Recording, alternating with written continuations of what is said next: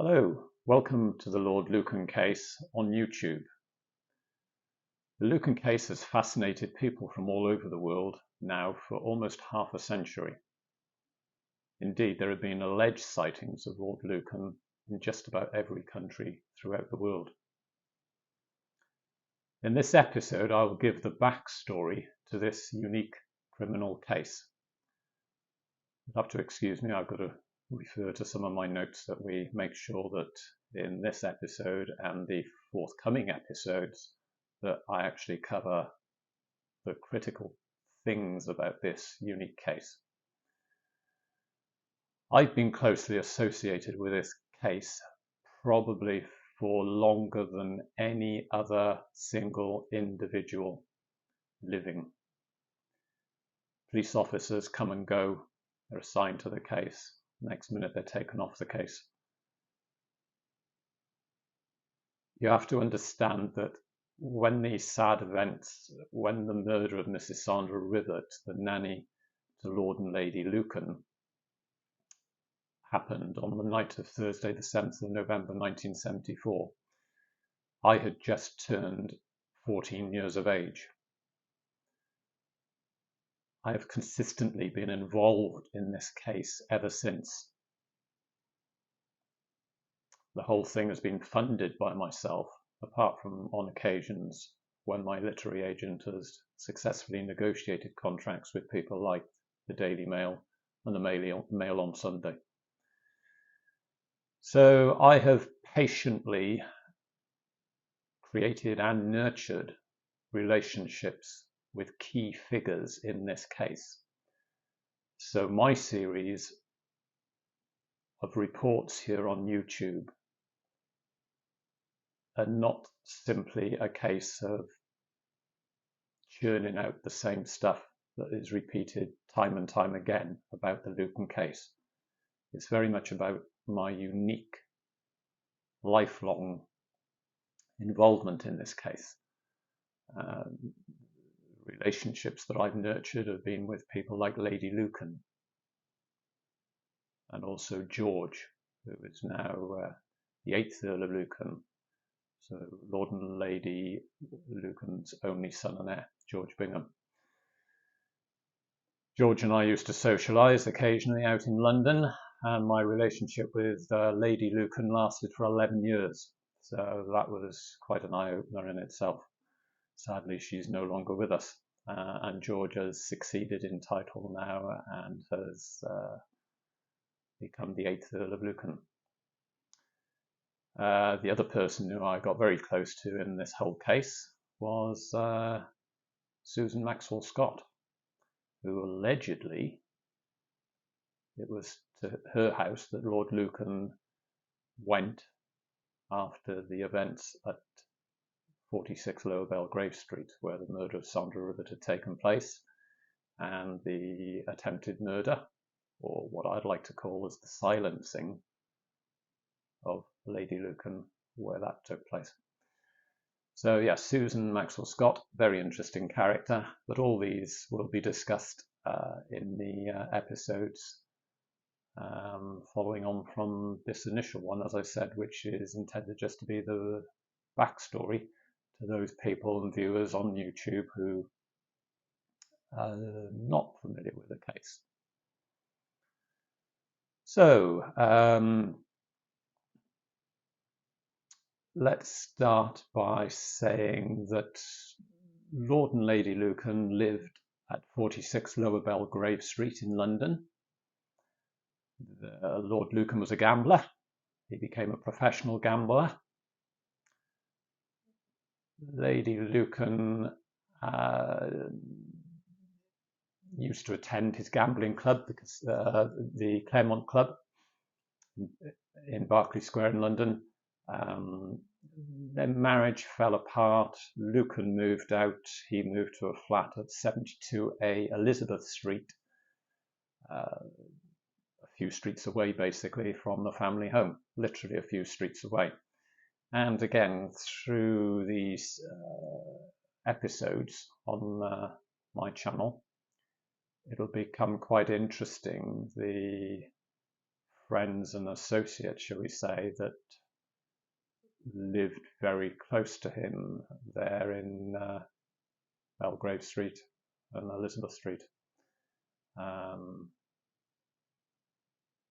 Aspinall was one close person who had a house just round the corner. And as did Lord Lucan's brother-in-law, Bill Shankid. Anyway, those are things we'll go into at a later stage. As I said, this is mainly to cover the backstory. So the marriage between Lord and Lady Lucan ran into problems. They had 3 children, Camilla, Francis, and George. Lucan sought custody of his 3 children, who he dearly loved. The judge did not award him custody, and that's where a lot of the problems really kicked off.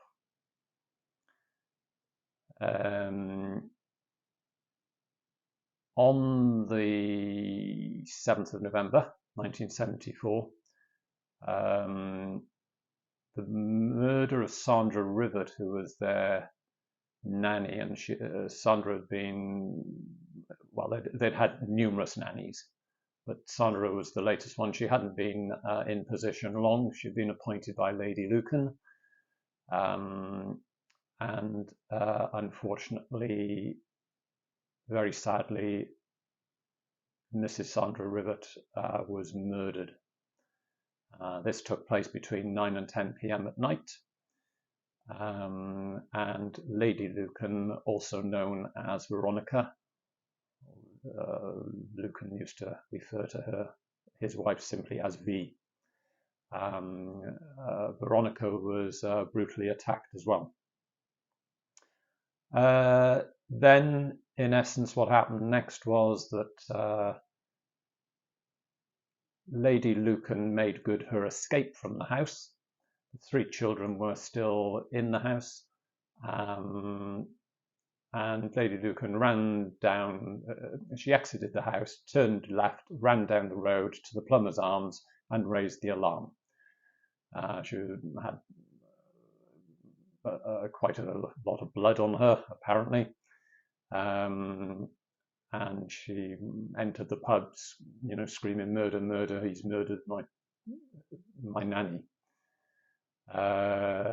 Police were called. The first police on the scene was Detective Chief Superintendent Roy Ranson, and he was accompanied by Detective Inspector David Gehring.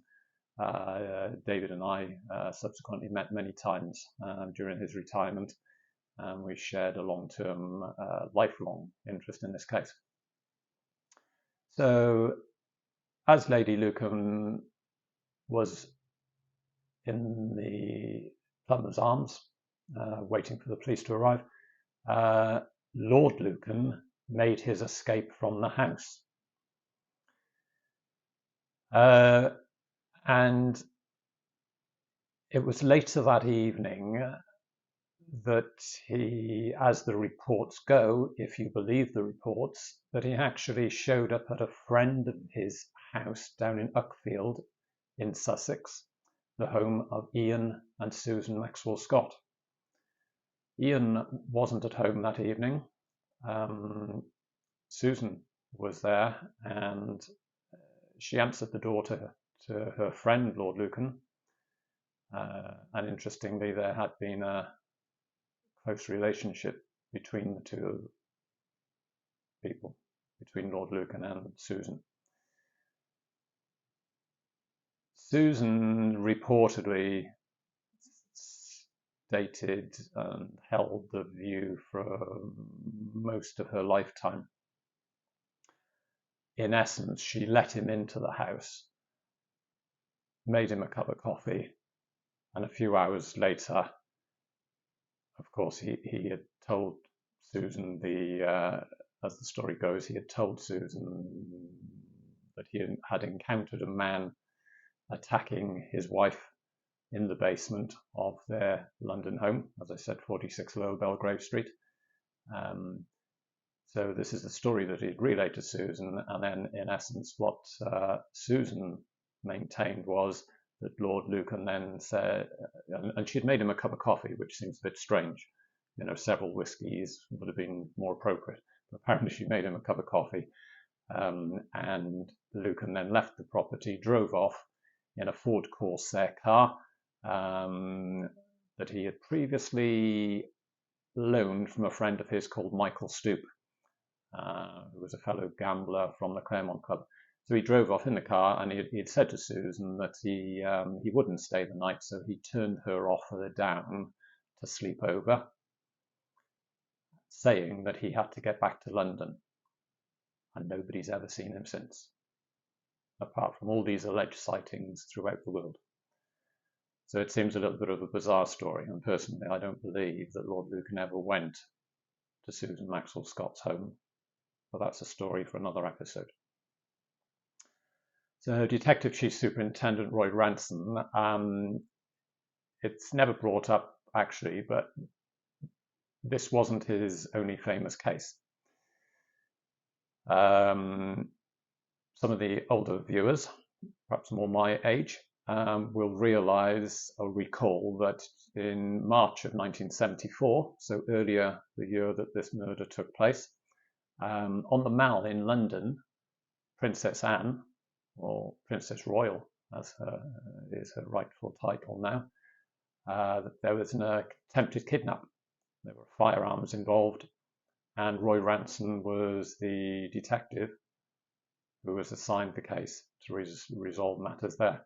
So this detective had two very prominent cases that year. Anyway, okay, so I've covered the aspect of Susan Maxwell Scott. I find that very, very interesting. And as I said, we will go into that at a later stage. So Lucan had disappeared. He's never been seen again. Lady Lucan was interviewed about a year after the events at 46 Belgrave Street. She was asked a couple of questions off the top of my head. The interviewer for Thames Television News asked her, did she ever think that she would see her husband again? In fact, sorry, the first thing she was asked was what she actually thought had happened to her husband. And she responded very interestingly by saying, oh, he would have started a new life for himself. Then the interviewer asked her whether she thought she would ever see her husband again.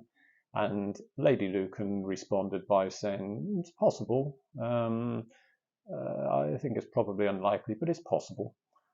So this was an interesting position that she maintained for a few years. And subsequently, she adopted this position of we jumped off the ferry later that evening that was sailing between Newhaven and Dieppe. And Newhaven was very, very close to Uckfield. But more importantly, Newhaven is relevant to this story because it would appear, if you just take the facts on face value, that if Lord Lucan had visited Uckfield, that I've already said he had told Susan that he was, he had to get back to London, blah, blah, blah. But in fact, it then made it look as though he had driven that car to Newhaven, dumped the car, and caught the ferry from Newhaven to Dieppe. Seems a bit strange in itself, if less than sort of like an hour ago you just told a very, very close friend that you had to get back to London. So none of that really sort of added up. The car was a decoy anyway, but and I've actually spoken to the man who's house that car was left outside, number 35 Norman Road in New Haven. And it was interesting because, like most of us, during the night, we have to get up and go to the bathroom. So it was regular habit for this gentleman to get up, go to the bathroom, and then before getting back into bed, he would look out of his bedroom window to the dark street below. That particular night, he didn't look outside to see who left the Ford Corsair car outside his house. And had he have done so, it would have been very, very interesting.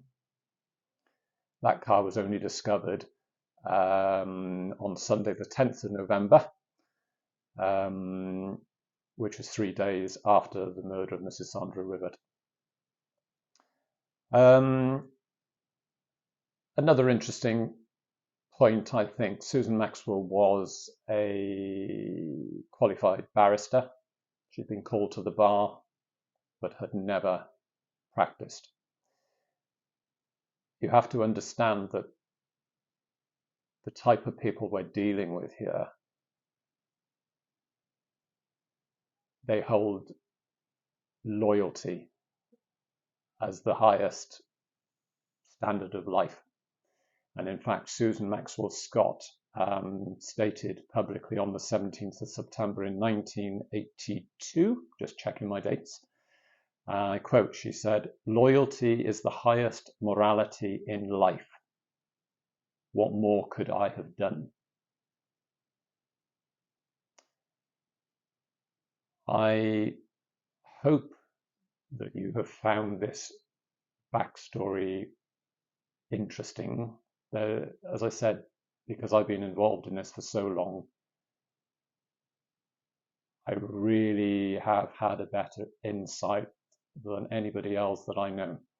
And again, as I'm probably repeating myself, police officers come and go, they're assigned to a case, and then they're taken off, they retire, journalists come and go.